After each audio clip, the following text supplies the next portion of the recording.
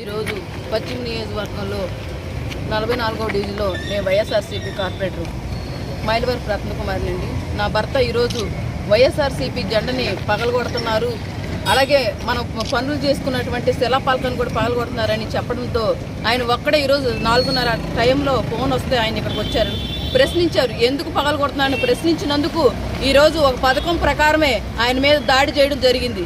అది చూడండి ఎంతవరకు గాయాలైనది, తల మీద అయింది, మెడ మీద కొట్టారు, కావాలని ఒక్కడిని చేసి ఈ కూటమి వాళ్ళంతా కలిసి ఆయన మీద దాడి చేశారు. ఈరోజు ఆయనకి ఏదైనా జరిగితే నేను మాత్రం ఇక్కడే కూర్చొని ధర్నా చేస్తాను.